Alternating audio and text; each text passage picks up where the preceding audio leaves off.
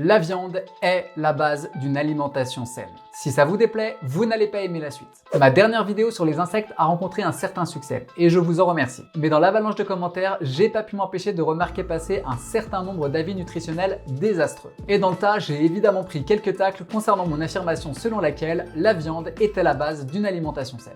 Alors vais-je m'excuser pour le bien du saint algorithme YouTube? Sûrement pas. La science n'en a rien à faire de vos pudeurs de gazelle. Et nutritionnellement, la viande fait généralement partie des aliments les plus sains que vous puissiez offrir à votre corps. Pour me permettre d'affirmer une telle chose, je suis obligé d'avoir des arguments en béton, pas vrai? Alors oui, évidemment que j'en ai, mais déjà, non, c'est pas comme ça que ça marche. Si vous souhaitez affirmer que la viande n'est pas la base d'une alimentation saine alors que nos ancêtres en ont mangé pendant des centaines de millénaires à l'échelle de notre espèce et même des millions d'années à l'échelle du genre humain, c'est à vous de démontrer que sa consommation est dangereuse. Et pas en la démontrant avec des arguments vaseux basés sur des études biaisées et imprécises, non. Là, il convient de la démontrer au-delà du doute raisonnable. Peu importe, on va agir en deux temps. D'abord, on va revenir sur ce qui sous-tend le mensonge selon lequel la consommation de viande est mauvaise pour notre santé, et ensuite on attaquera les différents points qui permettent d'affirmer l'exact contraire, à savoir que la viande est non seulement bonne pour la santé, mais la pierre angulaire d'une alimentation saine. Avant toute chose, définissons les termes du sujet, car sans ça, on ne peut pas partir du bon pied. La viande désigne la chair et le muscle comestible de tout animal. Je parle donc de la viande dans son acception large, comprenant la viande bovine, la volaille et le gibier, certes, mais aussi les poissons et autres fruits de mer. En gros, on englobe tout ce qui est protéines animales provenant de muscles. J'entends maintenant par alimentation saine une alimentation ne comprenant aucune carence nutritionnelle et permettant l'optimisation de sa santé en évitant au maximum de recourir à des aliments qui contribueraient eux-mêmes à la dégradation potentielle de cette dernière. L'homme est omnivore. Il se définit par sa capacité à se nourrir aussi bien de produits d'origine animale que végétale. Il en a la capacité, mais qu'est-ce qui est optimal? Ça fait maintenant des décennies que c'est très à la mode de pointer du doigt la viande comme responsable de beaucoup de nos maux. Et comme pour beaucoup de sujets relatifs à la nutrition, on dit beaucoup de bêtises. Ça fait beaucoup de fois le mot beaucoup. Au sujet de la consommation de viande, deux absurdités principales sont avancées pour la critiquer. De par sa richesse en graisses saturées, la viande serait d'une part cancérigène et d'autre part augmenterait indubitablement les risques de maladies cardiovasculaires. Vous vous souvenez quand je disais qu'il convenait de le démontrer au-delà du doute raisonnable? Bien sûr que vous vous en souvenez, c'était il y a 2 minutes. Bon bah alors c'est parfait parce que pour l'un comme pour l'autre, on est loin, très loin d'avoir démontré quoi que ce soit sur le risque de cancer. Consommez de la viande régulièrement et vous augmenterez significativement vos risques de développer un cancer. C'est grosso modo le message que la population générale a retenu grâce à l'incessant battage médiatique et scientifique depuis des décennies sur ce sujet, et pour cause. Toutes les études avancées semblent mener dans la même direction. 17% d'augmentation de risque selon la méta-analyse de Sendou et autres de l'université de Cambridge en 2001, 21% pour la méta-analyse d'Huxley et autres en 2009, jusque 35% pour la méta-analyse de Norat et autres en 2002, etc., etc., avec, pour faire court, une moyenne globalement de 20% d'augmentation de risque de développer un cancer colorectal et un éventail allant globalement de 10 à 40%. Mais c'est très grave, non? Échec et mat, il faut tous devenir vegan, pas si vite. Comme je l'ai déjà évoqué, la démonstration pour être sérieuse se doit d'aller au-delà du doute raisonnable. La plupart, si ce n'est la totalité des études ayant cherché à démontrer un lien entre consommation de viande et augmentation significative des risques de cancer, se sont plantées pour 3 raisons principales.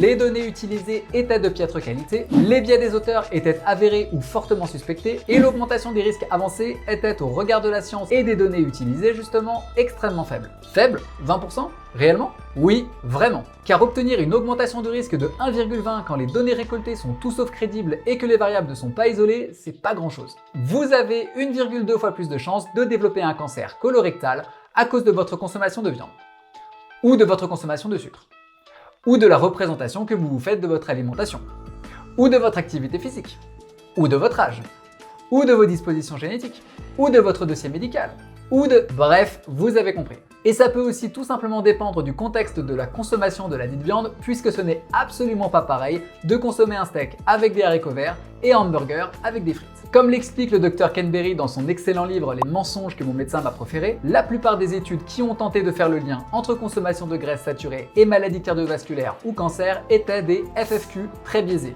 Les données utilisées étaient déclaratives, ce qui est à peu près la qualité de données la plus basse disponible. C'est en partie pour cela que parler de risque significatif pour une augmentation de risque de 20% en se basant sur des données aussi exécrables, c'est ridicule. Par comparaison, les études épidémiologiques qui ont démontré au-delà du doute raisonnable un lien entre consommation de tabac et risque de cancer l'ont fait sur la base d'augmentations infiniment plus sérieuses. 14 fois plus de chances de développer un cancer du poumon pour un fumeur selon la célèbre étude de Dolan Hill, 20 fois plus de chances si on se réfère aux données fournies par l'étude de l'American Cancer Society en 2013. Là, on est sur des ordres de grandeur sérieux.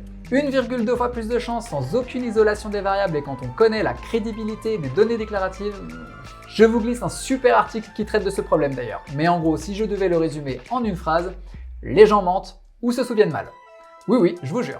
Ça arrive. Et le poids du mensonge altère profondément la qualité globale des données récoltées.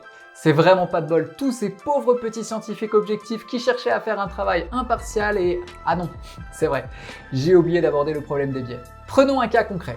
Parlons du fameux rapport Campbell. En 2005, le professeur Colin Campbell, biochimiste américain et vegan, on voit déjà le type pas du tout biaisé dès le départ, publie un ouvrage censé rapporter les résultats d'une grande et sérieuse étude démarrée dans les années 80 et analysant la santé et la nutrition de plus de 6000 Chinois. Sa conclusion est claire, la consommation de produits d'origine animale est directement liée à l'apparition de maladies chroniques comme certains cancers, le diabète ou encore des maladies dégénératives ou auto-immunes. Sauf que rien ne va. 1. Quand on gratte le vernis et qu'on s'intéresse aux chiffres officiels du gouvernement chinois dans les villes concernées, ils disent l'exact contraire. 2. Le suivi de l'alimentation des individus étudiés n'a absolument pas été fait et le professeur ne s'est contenté que de suivre des paramètres sanguins qu'il considérait arbitrairement comme étant la démonstration de la consommation de viande.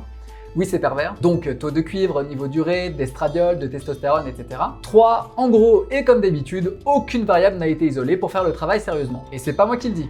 C'est le professeur Campbell lui-même, je le cite, « Un des défauts majeurs de l'analyse de cette étude provient de la sélection de corrélations univariables dans une très large base de données dans laquelle il y a forcément des facteurs qui modifient à la hausse ou à la baisse la corrélation. » C'est l'euphémisme du siècle. Après étude minutieuse du travail du professeur, le docteur Harriet Hall relève 367 variables non isolées et 8000 corrélations. Quant à la blogueuse Denise Minger qui a passé 1 mois et demi à examiner les mêmes données, elle a relevé tellement d'erreurs d'analyse et de cherry picking, c'est-à-dire la seule prise en compte des données qui abondent dans un sens voulu, qu'elle a estimé que Campbell était influencé par ses propres attentes vis-à-vis des protéines animales, l'amenant à ne se concentrer que sur les corrélations qui confirmaient son point de vue. Oh bah c'est étonnant ça. C'est sûrement la première et dernière fois qu'une étude est biaisée par les croyances et attentes de ses auteurs dans le domaine de la nutrition. N'est-ce pas, Dr. Ansel Keys?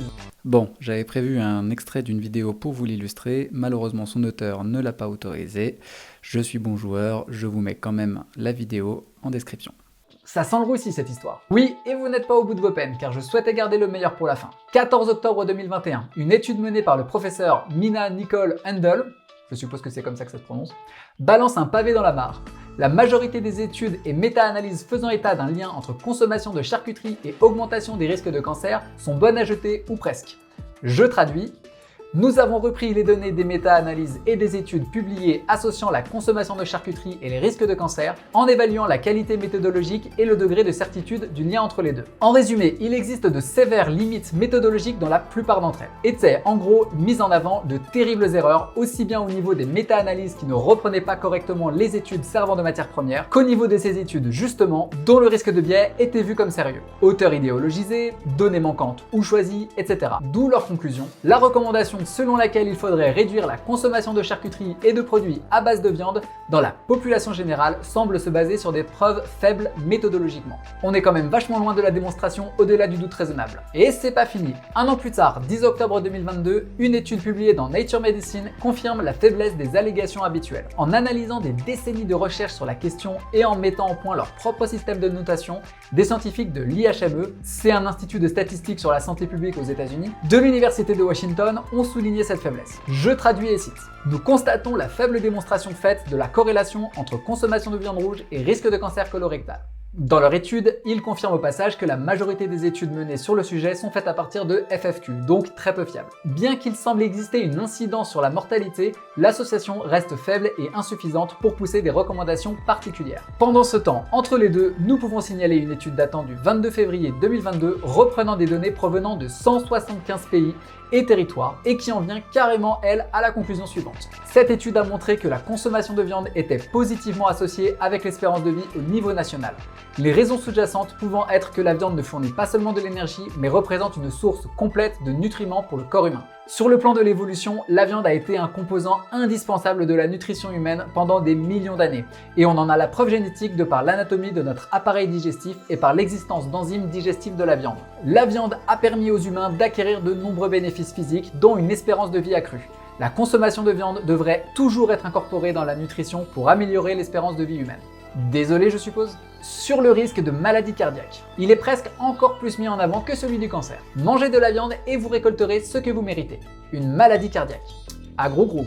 Il existerait donc un lien de causalité clair et définitif entre consommation de graisses saturées et risque de développer une maladie cardiaque. C'est beau, sauf que c'est inexact.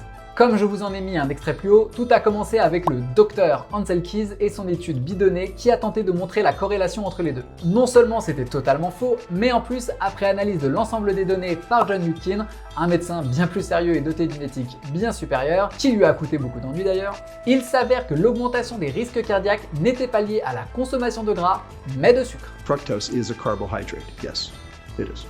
But fructose is metabolized like a fat. And I've just shown you that 30% of any ingested fructose load ends up as fat.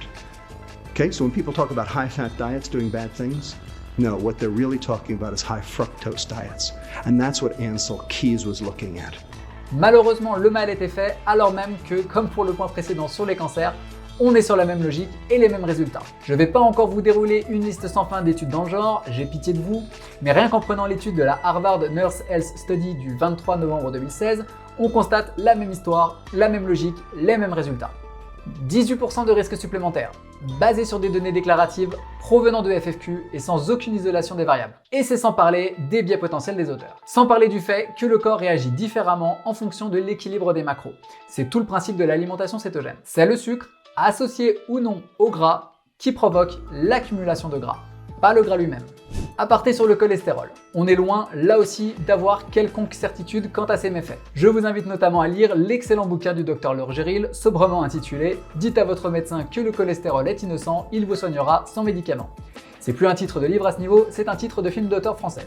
En tout cas, je vous glisse aussi une étude majeure sur la question qui a même tendance à montrer que plus on a de mauvais cholestérol, moins on a de chances de développer des maladies cardiovasculaires. Étude qui résume toutes les escroqueries d'ailleurs en expliquant notamment, et je cite, l'association entre le cholestérol et les risques cardiovasculaires est faible, absente ou inverse dans la plupart des études. Ce qui est confirmé par plusieurs études.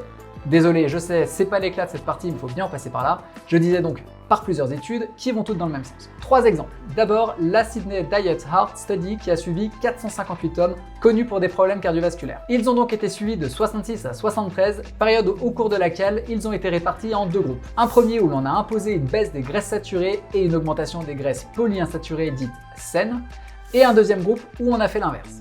Et oh, surprise surprise, le groupe qui a baissé son apport en graisses saturées a effectivement vu une baisse de 13,3% de son cholestérol, mais une augmentation de 74% de maladies coronariennes et de 70% de mortalité cardiovasculaire. Ça ne suffit pas? Prenons alors une étude japonaise sur 58 000 sujets qui non seulement ne trouvent pas de corrélation positive entre consommation de graisses saturées et développement d'une maladie cardiovasculaire, mais même l'exact contraire. Plus les gens consommaient de graisses saturées, moins ils avaient de risques d'en développer. Ce qui a tendance à rappeler l'argument dont je parlais tout à l'heure sur le contexte alimentaire plus que sur l'aliment lui-même. Comme on dit chez les anglo-saxons, ne blâmez pas le beurre pour ce qu'a fait le pain. Ça ne suffit toujours pas. Prenons une étude encore plus large réalisée sur plusieurs pays asiatiques, donc 300 000 personnes concernées, et qui démontre non seulement que la consommation de viande rouge n'augmente pas les risques cardiovasculaires chez les hommes et les risques de mortalité dus au cancer chez les femmes, mais une fois de plus, l'exact inverse. Encore. Ça fait beaucoup là, non? Bon, vous avez tenu jusqu'ici, on va enfin pouvoir se détendre et passer à la deuxième partie. On peut enfin s'attaquer aux indices qui tendraient à nous démontrer que contrairement à ce que la doxa raconte sur la viande, elle est au contraire excellente pour nous. La viande a fait de nous des humains. Vous savez, beaucoup de gens ont une image assez peu reluisante de la nutrition, qui est vue à tort comme une discipline assez bateau, voire simpliste. Alors même qu'on est typiquement sur un sujet dont les sources se doivent d'être pluridisciplinaires. C'est pour cela que je critique autant l'approche calorique de la nutrition qui voudrait faire de nous de simples machines à qui on verse de l'essence pour que ça marche. Non, la nutrition nécessite de croiser des connaissances nutritionnelles, médicales, biochimiques, métaboliques, anthropologiques, etc. Mais surtout et avant tout, la nutrition nécessite de développer un PBS. C'est quoi le PBS ? C'est le de bon sens. Au sujet de la viande, le docteur Blake Donaldson, un médecin du siècle dernier, a écrit dans son excellent ouvrage Strong Medicine en 61, ouvrage que je vous recommande absolument, en plus il est en accès gratuit donc je vous mets le lien, il écrit donc cette phrase qui résume très bien la situation. Je vous la traduis. La nourriture était la préoccupation principale de l'homme au cours de son évolution et elle se devait d'être parfaite. Or, l'homme a vécu en buvant de l'eau et en mangeant les viandes les plus grasses qu'il pouvait trouver. Au cours des millions d'années de son évolution, tout être humain trop faible pour se maintenir en parfaite santé en adoptant cette nourriture était éliminé. La capacité à bien vivre en mangeant de la viande et en buvant de l'eau représente l'héritage commun du genre humain. Ce n'est que dans les dernières 8000 années de son existence qu'il s'est tourné vers l'agriculture pour se substanter avec une source alimentaire stable que l'on a du mal à supporter. Quand je vous disais que cela faisait partie de notre alimentation depuis des millions d'années, je n'exagérais pas. Même s'il est difficile de dater avec exactitude l'augmentation drastique de l'alimentation carnée par l'homme, elle pourrait à minima dater de 2,5 millions d'années avec l'apparition des premiers outils en pierre lors du Paléolithique inférieur, qui a permis à Homo habilis de chasser, découper et dépecer des animaux plus efficacement. Elle pourrait même être plus ancienne car les premiers hommes auraient adopté un comportement charognard qui leur aurait permis d'obtenir leur première source carnée, ce qui peut notamment se deviner par la présence de fossiles de ces derniers trouvés dans des zones riches en carcasses d'animaux, et aussi par l'acidité de notre estomac optimale pour résister aux intoxications alimentaires provenant de viandes avariées. On pourrait aussi évoquer nos besoins en taurine et en créatine, deux acides aminés qualifiés de semi-essentiels, car peu produits par l'homme et très peu présents dans son alimentation si on fait l'économie des produits d'origine animale. D'ailleurs, les herbivores les fabriquent en quantité suffisante et les véganes ont généralement un taux de créatine anormalement bas, sauf complémentation. Pareil pour la vitamine B12, indispensable et trouvable seulement dans les produits d'origine animale, dont le fromage est certes un exemple, mais un exemple extrêmement récent dans notre histoire. Il a bien fallu survivre jusque-là. Mais bon, tout ça c'est du vu et du revu et l'idée c'est pas d'en mettre plein la figure des véganes. Non, revenons plutôt sur notre chère humanité qui, après avoir goûté aux joies de la chair animale, découvre l'utilité des armes. Disons que ça a été un joli bazar. L'homme est en effet responsable en grande partie de la disparition d'un grand nombre d'espèces animales du fait de la chasse. Le mammouth laineux, le bison des steppes, le mégalocéros, mais aussi le tigre à dents de sabre, l'ours des cavernes et le lion des cavernes. Et oui, l'homme ne s'attaquait pas qu'aux herbivores, il mangeait aussi des carnivores, ce qui faisait de lui d'ailleurs un super prédateur, ou apex predator en anglais. Ouais, je sais, ça claque. Et le positionnait au niveau du réseau trophique le plus élevé dans la chaîne alimentaire. Niveau trophique que l'on ne pouvait atteindre que par la consommation massive d'aliments extrêmement denses nutritivement et riches en protéines et en gras. Tu parles d'un herbivore. Car non, ce n'est pas en mangeant 3 baies, 2 racines et 4 noix que l'on a pu développer notre physique et la taille de notre cerveau hyper énergivore. Une étude publiée en mars 2021 par les chercheurs Mickey Bendor, Raphaël Sirtoli et Ran Berkey va ainsi conclure, et je cite, que les preuves en notre possession nous montrent que le niveau trophique de la lignée qui a probablement donné naissance à l'homme moderne a évolué en passant progressivement à une position élevée de carnivore durant le Pléistocène. Le Pléistocène ? Ah, c'est rien, c'est juste une petite période qui a duré 2,5 millions d'années. Mais ça ne fait pas le poids à côté de nos quelques 10 000 années d'agriculture. Ne vous inquiétez pas. Mais finalement, comment ?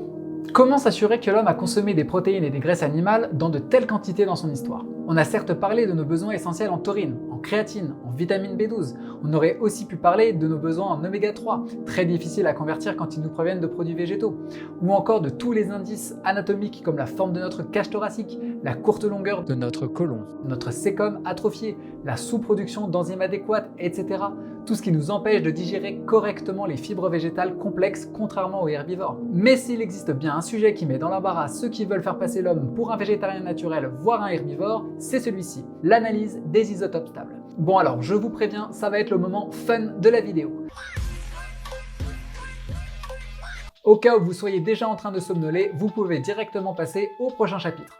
Mais ce serait dommage, car c'est probablement ce qu'il y a le plus intéressant à mes yeux. Promis, je fais le plus court possible. Les isotopes stables sont des variantes d'un même élément chimique qui ont le même nombre de protons, mais un nombre différent de neutrons dans leur noyau. Les isotopes stables de carbone, d'azote, d'hydrogène et d'oxygène sont ainsi souvent utilisés pour retracer les habitudes alimentaires des populations anciennes. Vous avez tous déjà entendu parler du carbone 14. Bon, c'est pas de bol parce que c'est justement un isotope instable. Et c'est justement ce qui permet son utilisation pour la datation. À la différence du carbone 14, les isotopes stables, comme le carbone 13 qui sert à identifier le type de plante consommée, les isotopes stables donc ne se désintègrent pas au fil du temps.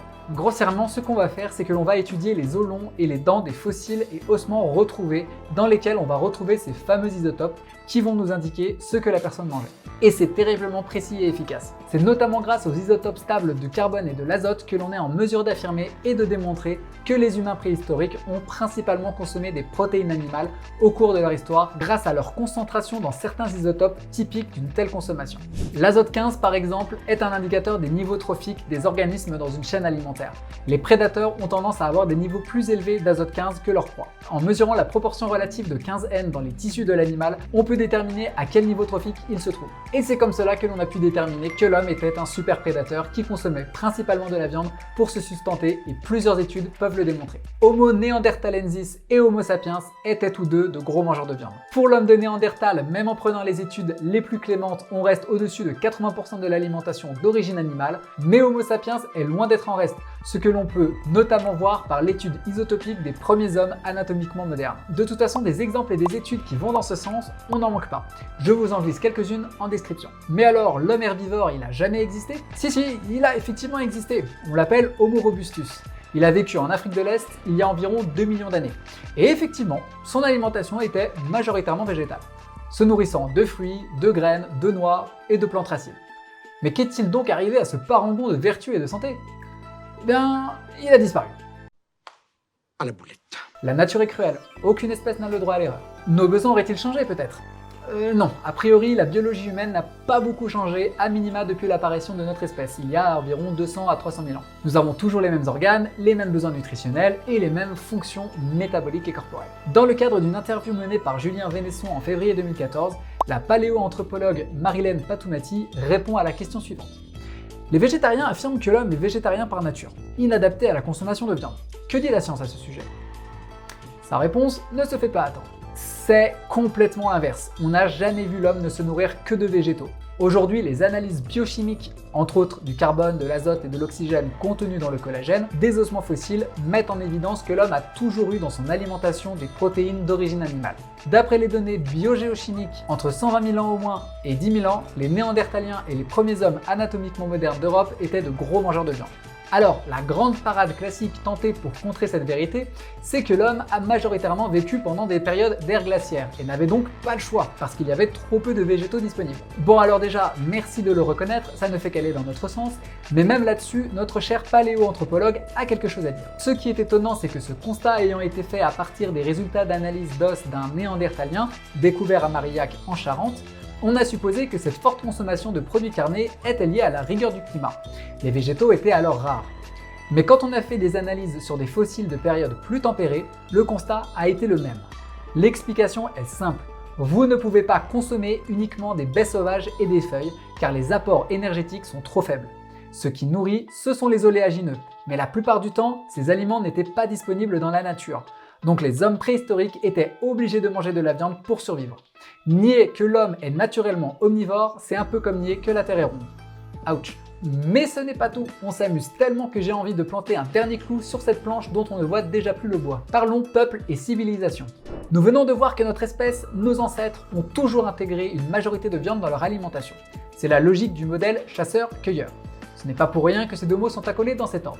La chasse majoritaire, puis la cueillette minoritaire. Modèle ancestral donc, mais est-il si prépondérant en termes de répartition? Une étude très intéressante qui date de mars 2000 répond en partie à cette question. Pour la faire courte, à partir des données provenant de 229 populations de chasseurs-cueilleurs plus ou moins modernes, dès que c'était possible, la répartition alimentaire était à dominante carnée. Ainsi, 73% des populations concernées mangeaient une large majorité de produits d'origine animale, entre 56 et 65% de leur alimentation, et seulement 14% d'entre elles se tournaient vers une alimentation principalement végétale. D'ailleurs, nombreux sont les exemples de populations actuelles continuant à adopter les logiques des alimentations dites LCHF, Low Carb, High Fat, et donc bien souvent riches en consommation de viande et de graisse animale. Les Hadza et les Maasai qui vivent principalement en Afrique de l'Est, les Gauchos du Brésil, les tribus nomades de Mongolie, les indigènes de la Tchoukotka en Russie et bien sûr les Inuits dans les régions arctiques.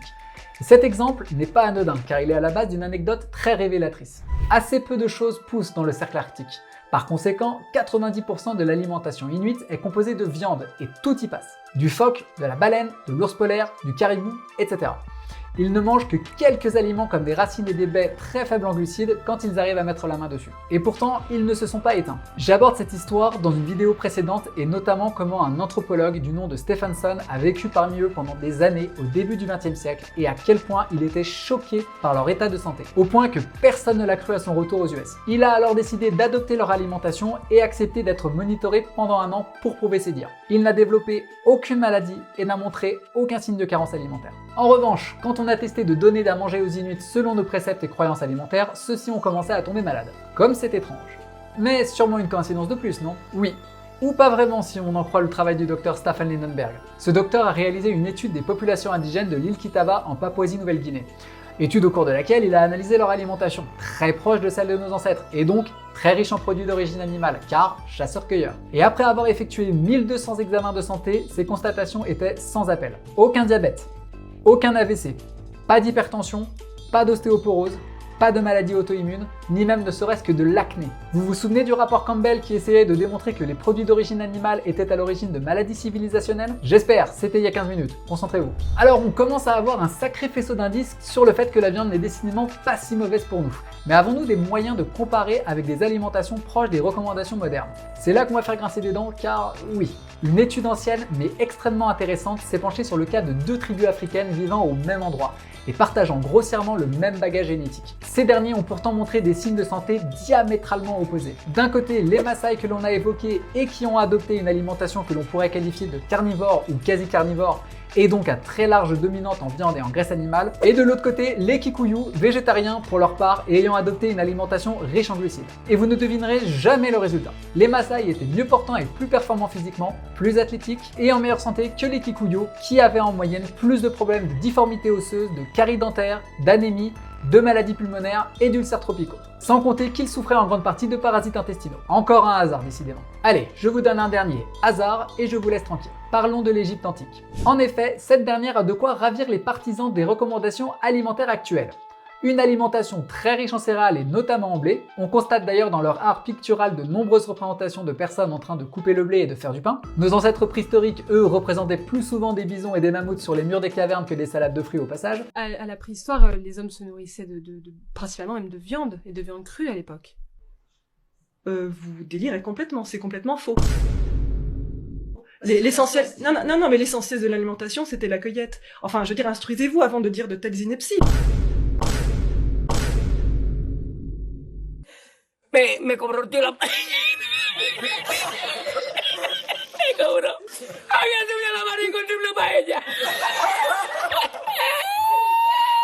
Une alimentation donc riche en céréales, riche en glucides et pauvre en protéines et en graisse animale. Le paradis des pourfendeurs des régimes carnés et LCHF en tout genre. Leur alimentation était principalement tournée vers la consommation de céréales comme le blé et l'orge, de légumes, salades, oignons, choux, etc., des fruits riches en glucides comme les dattes, les figues ou les raisins, et des légumineuses comme les lentilles et les pois chiches. À la marge seulement pouvait-on retrouver quelques acides aminés et acides gras d'origine animale. Leur état de santé était-il enviable? Ça tombe bien parce qu'on ne manque pas, mais alors absolument pas de données à leur propos, pour une simple et bonne raison, l'existence des momies et leur relative bonne conservation. Et si vous avez bien suivi, vous risquez de vous douter de la conclusion des différentes études qui ont été menées et qui pointent vers une même conclusion, celle de l'état de santé déplorable des Égyptiens anciens, quelle que soit leur origine sociale. Oh merde! Oh, c'est con ça! Maladies chroniques, caries dentaires, maladies cardiaques, diabète, cancer, maladies athéroscléreuses, surpoids et obésité. Les Égyptiens n'avaient rien à nous envier et il s'agit de la seule civilisation qui rivalisait avec la nôtre en termes de maladies civilisationnelles justement. Non seulement l'obésité parmi la population pouvait se constater directement par l'analyse des isotopes stables et par l'étude des momies, mais il suffit de voir les statues représentant les hommes pour constater que celles-ci sont loin de les représenter d'une façon flatteuse. On n'a pas inventé les man boobs. Non mais tu comprends, c'était un signe de puissance, blablabla. Et bien évidemment, nous avons le cas de notre magnifique civilisation, malade de manière endémique et prise par le feu croisé des maladies auto-immunes, des maladies dégénératives et des maladies civilisationnelles. Mais bon, je suis venu et revenu 100 fois sur la question, sur les origines, et je continuerai à le faire. Mais de toute façon, il faut le vouloir pour ne pas voir le problème et en quoi notre alimentation est problématique. Mais alors, si la consommation de viande est si bonne pour nous, pourquoi s'être tourné vers l'agriculture? Honnêtement, il faudrait une vidéo entière pour en parler, et ce n'est pas le sujet de la vidéo. Globalement, le réchauffement climatique, aussi connu sous le nom d'Holocène, notre ère géologique quoi, et peut-être certains événements climatiques comme celui du déluge de la mer Noire, auraient mené, en plus de notre chasse, à la disparition des espèces que nous consommions en grande quantité il y a environ 10 à 11 000 années. L'homme a donc dû s'adapter et commencer à recourir à l'agriculture pour se substanter. Il fallait bien qu'il trouve de nouvelles sources stables de nourriture. On a ainsi commencé à manger beaucoup de plantes et de fruits cultivés, de plus en plus sucrés, des céréales, des légumineuses, etc. Bizarrement, on est certes devenu plus nombreux, mais notre santé a décliné sur beaucoup de plans. On est en moyenne devenu plus petit, moins musclé, plus gras, etc. Et avant qu'on nous explique que c'est à cause de la sédentarisation de notre mode de vie et parce qu'on faisait moins d'activité physique, d'une part, je vous inviterai à travailler dans un champ ne serait-ce qu'une journée sans outils modernes avant de pouvoir le prétendre, et d'autre part, au-delà de la marche et des activités de mouvement de base, l'absence d'activité physique n'est pas la cause principale de la prise de poids. Presque tout se joue dans l'assiette. D'ailleurs, si vous êtes un amoureux du déficit calorique, je vous invite à lire mon dernier article de blog sur le sujet, vous ne serez pas déçus du voyage. Mais au moins, nous avons pu progressivement permettre à une partie de la population de se concentrer sur un travail autre que celui de la Terre. Ce qui a permis une évolution technologique constante, pour le meilleur et pour le pire. Bon, si j'essaye de résumer la situation. Les arguments et études soutenant l'hypothèse d'un danger lié à la consommation de viande sont globalement de très mauvaise qualité et souvent le fait de personnes terriblement biaisées, voire corrompues. Coucou Ansel Keys, coucou Colin Campbell, coucou Mark Exted, ce qui est soutenu par une partie de la littérature scientifique plus récente elle-même. Notre corps est bourré d'indices anatomiques nous démontrant qu'il est fait pour la consommation principale de viande et non pour une alimentation principalement végétale. La consommation de viande est au cœur de notre évolution et l'a permise. On en a des preuves indiscutables, notamment grâce à l'analyse des isotopes stables. Notre mode de vie ancestral chasseur-cueilleur est le modèle qui semble le mieux à même de nous garder en bonne santé, ce que l'on est capable de déterminer grâce à des exemples anciens mais aussi modernes, et à l'échelle de l'histoire de notre espèce et du genre humain, nous venons à peine de ralentir la consommation de viande et d'augmenter la consommation de glucides en compensation. Ce qui semble étrangement correspondre à une baisse de notre résilience physique et à une augmentation drastique de nos pépins de santé. Encore un euphémisme. Ah, et pause. Lors de l'enregistrement, j'ai oublié d'aborder un autre point très important. Comme quoi, ça valait bien le coup d'avoir autant de notes sous les yeux. Le sujet des acides aminés. Je suis obligé de faire vite du coup, mais globalement ce qu'il faut retenir, c'est qu'il existe 8 ou 9 acides aminés essentiels, c'est-à-dire indispensables pour notre bon fonctionnement, mais impossibles à produire pour le corps ou quasi. Il nous faut donc en consommer suffisamment, et plus que de les consommer, il s'agit de les absorber correctement. Contrairement aux sources végétales, ces acides aminés sont non seulement tous présents dans la viande et en grande quantité, c'est pour cela qu'on parle de protéines complètes, mais en plus ils sont parfaitement absorbés par le corps de par l'absence totale d'antinutriments comme les lectines, les saponines et les phytates. Encore un indice de plus. Alors, pourquoi est-ce que je me suis embêté à faire une vidéo aussi longue à ce sujet? Surtout que je sais que je risque de provoquer des mécontents qui me le feront savoir. Tout simplement parce qu'en plus de permettre de justifier des recommandations nutritionnelles désastreuses, ces affirmations fausses permettent aussi d'imposer des décisions politiques catastrophiques. Comme par exemple la dernière idée de génie de notre Cour des comptes qui recommande une baisse drastique de notre cheptel bovin. Si on arrive à vous vendre l'idée que manger de la viande c'est non seulement mauvais pour la planète, ce qui est déjà une première bêtise, mais en plus que c'est mauvais pour vous, vous allez laisser faire sans la moindre opposition. Chevalier, on va revenir avec vous sur ce permis carbone qui a joué un rôle très important pour atteindre la neutralité carbone. Et effectivement, cette carte fait partie de notre quotidien, mais en fait, l'idée remonte au siècle dernier. En 2019, une start-up suédoise avait imaginé une carte de crédit qui calculait l'empreinte carbone de chaque achat. Concrètement, à chaque fois que nous faisons un achat, le montant carbone est décompté de notre carte. C'est valable dans tous les domaines. Pour la viande, on compte en kilos, 6 kilos de CO2 pour un steak de 250 grammes. Bruce, on va en parler dans quelques minutes, mais on en consomme plus que 2 par mois environ, des steaks de viande rouge. Ah, et ne vous y trompez pas, la société meilleure et plus juste qu'on vous vend et dans laquelle on devrait manger moins, voire arrêter la viande, c'est pour nous, les gueux. Vous croyez que des gens qui se rendent individuellement en jet privé à des événements et conventions pour parler sobriété énergétique et développement durable vont changer quoi que ce soit à leur habitude de vie? Non. Je suis désolé de devoir réaliser ces dérapages politiques, mais c'est malheureusement un fait. La nutrition est intrinsèquement politique. Une dernière question se pose, peut-on faire sans? Je vois déjà arriver en commentaire des petits malins, oui mais moi je mange que des fruits et je vais très bien. Alors, un particulier ne fera jamais un universel. Et surtout, l'être humain est très résistant. Il peut même montrer des signes de santé corrects pendant longtemps, malgré une exposition claire et nette à de grands risques de santé. Je vous renvoie à un petit short que j'ai fait là-dessus. Oui, le corps humain peut s'adapter, pendant un temps du moins, mais c'est loin d'être idéal. Les protéines animales sont bien mieux et bien plus facilement assimilées que les protéines végétales, et contrairement à ces dernières, elles ne contiennent aucun antinutriment, car contrairement à ce qui est végétal et donc statique, un animal, ça peut fuir ou se battre. Le végétal n'a qu'un seul mécanisme de défense possible, l'empoisonnement. Je n'insiste pas là-dessus, ce n'est pas le procès des produits d'origine végétale. Pour être très clair, il existe effectivement un seul aliment qui puisse nous permettre de nous passer de viande tout en pouvant, théoriquement, adopter une alimentation optimale. Pas de bol, il s'agit de l'œuf. Donc on reste quand même sur une protéine animale riche en graisse et notamment en graisse saturée. À gros. Je vous laisse en vous précisant juste que je vous glisse en description toutes les sources que j'ai utilisées, en espérant n'en oublier aucune, auquel cas n'hésitez pas à me le préciser en commentaire et je rectifierai. Like, commentaires, partage et abonnement sont les bienvenus, et je vous retrouve très bientôt pour une vidéo qui risque encore de faire grincer des dents. Suspense!